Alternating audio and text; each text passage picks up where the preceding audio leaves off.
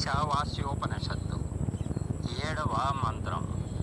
యస్మిన్ సర్వాణి భూతాని ఆత్మైవ భూద్విజానతః తత్ర కో మోహః కః శోకః ఏకత్వమనుపశ్యతః. భావం: ఆత్మయే తాను అని తెలుసుకున్న ఆత్మజ్ఞానికి ఏ సమయంలో అయితే సమస్త ప్రాణులు పరమాత్మ స్వరూపమే అనే అనుభూతి కలుగుతుందో, ఇంకా అప్పటి నుండి అతడు అన్ని ప్రాణులను ఒక్కటిగానే చూస్తాడు. అటువంటి వానికి ఇంకా రాగద్వేషములు, భ్రమ, శోకము ఉండవు.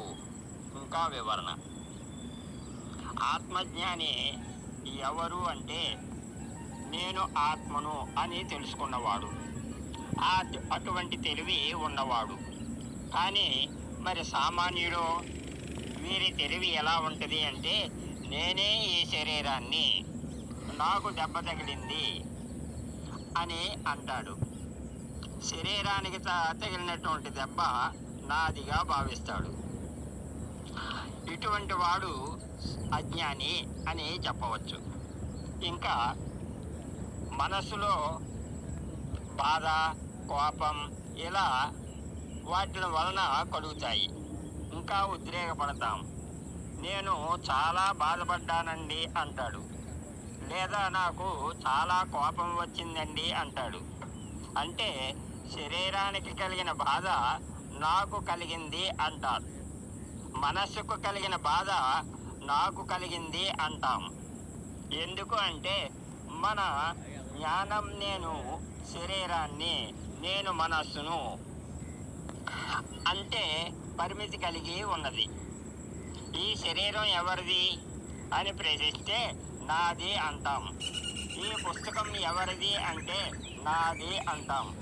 అంటే పుస్తకం కన్నా దాని హక్కుదారుణ్ణి అయిన నేను వేరే ఉన్నట్లే కదా.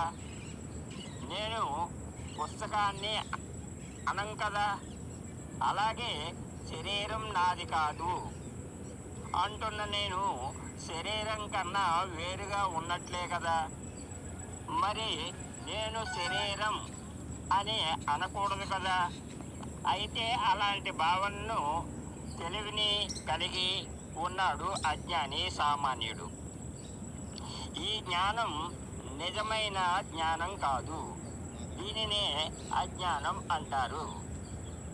ఈ అజ్ఞానంలో ఉన్నవానికి అంతటా భేదమే కనపడతా ఉంటుంది. ఎందుకు అంటే, వాడు శరీరాన్ని, రూపాన్ని, గుణాలని మాత్రమే చూస్తాడు. ఒక ప్రాణి ఉన్నట్లుగా మరో ప్రాణి ఉండదు. కుక్కకు నక్కకు తేడా ఉన్నది, నక్కకు పందికి తేడా ఉన్నది, పందికి పక్షికి తేడా ఉన్నది, పక్షికి పాముకి భేదం ఉన్నది, కోతికి మనిషికి భేదం ఉన్నది. ఇలా ప్రతి ప్రాణికి భేదం ఉంటుంది. కానీ జ్ఞానుల దృష్టి ఎలా ఉంటుంది?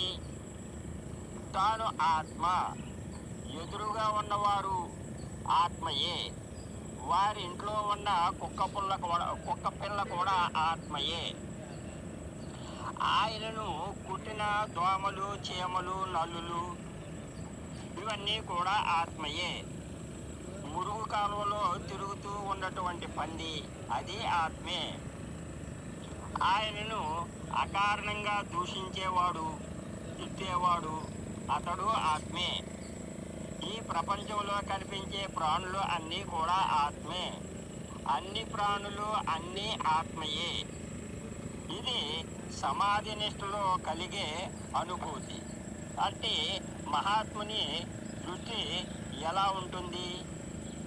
తనలో ఆత్మ రంగు ఏమిటి, సైజు ఏమిటి, తూకం ఏమిటి, పేరు ఏమిటి, మిగిలిన వారిలో ఆత్మ రంగు, సైజు, తూకం, పేరు ఏమిటి అని ఈ విధంగా బేరీజు వేసుకుంటారు. ఆత్మకు రంగు లేదు, సైజు లేదు, తూకం లేదు, పేరు లేదు. కారణం, ఆత్మ స్థూలమైనది కాదు, సూక్ష్మాతి సూక్ష్మమైనది.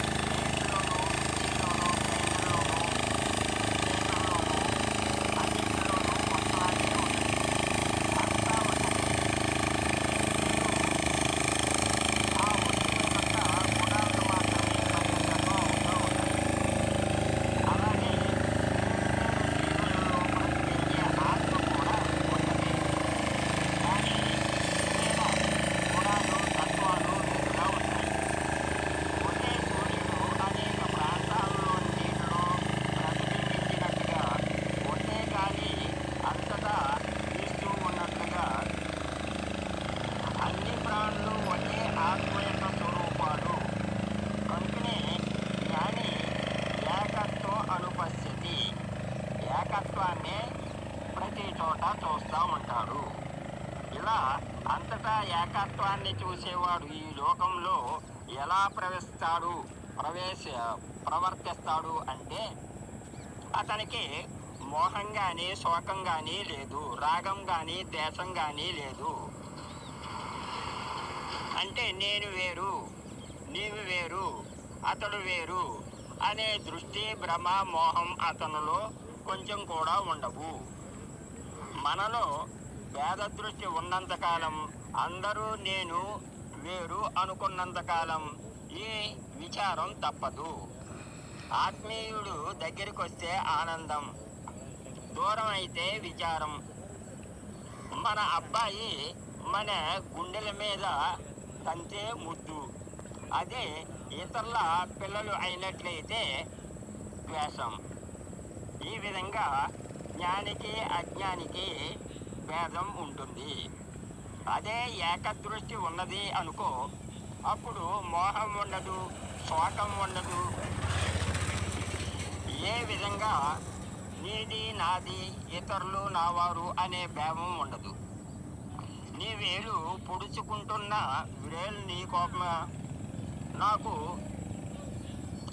తెచ్చి వ్రేలును కోస్తావా? చాకు తెచ్చి వేలును కోస్తావా? నీ కంటి క్రింద నాలికి పడితే దాన్ని పళ్ళ మీద కోపంతో పళ్ళను రాలగొట్టుకుంటావా? గోరు మీద ప్రతీకారం తీర్చుకుంటావా? లేదు, ఏమీ అటువంటివి చెయ్యం. కారణం, నీకు అన్నా అది నీదే, నీవిరేలే, నీ వస్తువే అనే భావం వలన. అలాగే నీ మీద ద్వేషంతో నిన్ను దూషిస్తూ వచ్చినవాడు నీ స్వరూపమే అనుకున్నప్పుడు, అతడు నీవే అనుకున్నప్పుడు అతడి మీద కోపం ఉంటుందా? ఉండదు కదా. దొంగ నీ జేబులో 100 రూపాయలు కొట్టేశాడు, శాపనార్థాలు పెడతావు. అదే నీ కుమారుడు 1000 రూపాయలు దొంగిలించాడు, వాణ్ణి తిట్టకు, బాధపడతావు. ఏం చేత? వాడు నీవాడు. అలాగే నీది నాది అనే భావం వలన మనకు రాగద్వేషాలు, విచారాలు, శోకాలు కలుగుతూ ఉన్నాయి. ఈ విధంగా జ్ఞాని అజ్ఞాని మధ్యలో అనేక భేదాలు ఉన్నాయి. పరమాత్మే అన్నిట్లోనూ ఉన్నాడు అని తెలుసుకున్నప్పుడు ఎప్పుడూ కూడా ఎవరికి రాగము ద్వేషము లేకుండా తటస్థంగా ఉండి ఎప్పుడూ హాయిగా ఆనందంగా సంతోషంగా ఉండగలుగుతాడు. ఓం తత్సత్. ఓం.